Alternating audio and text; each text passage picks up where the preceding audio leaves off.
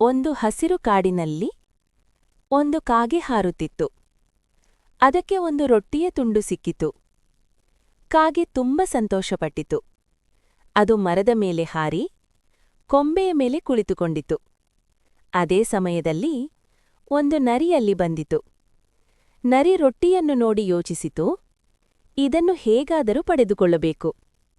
ನರಿ ಮೃದುವಾಗಿ ಹೇಳಿತು, ಕಾಗೆಮ್ಮ, ನಿನ್ನ ಧ್ವನಿ ತುಂಬ ಸಿಹಿಯಂತೆ ಕೇಳಿದ್ದೇನೆ. ಒಂದು ಹಾಡು ಹಾಡುವಿಯಾ? ಕಾಗೆ ಹೊಗಳಿಕೆಗೆ ಮೋಸವಾಯಿತು. ಅದು ಬಾಯಿ ತೆರೆದು ಕಾ ಕಾ ಎಂದು ಕೂಗಿತು. ರೊಟ್ಟಿಯ ತುಂಡು ಕೆಳಗೆ ಬಿತ್ತು. ನರಿ ತಕ್ಷಣ ರೊಟ್ಟಿಯನ್ನು ಹಿಡಿದುಕೊಂಡಿತು. ನಗುತ್ತಾ ನಗುತ್ತಾ ಓಡಿಹೋಯಿತು. ಕಾಗೆ ದುಃಖಪಟ್ಟಿತು. ಅದು ತನ್ನ ತಪ್ಪನ್ನು ಅರಿತುಕೊಂಡಿತು.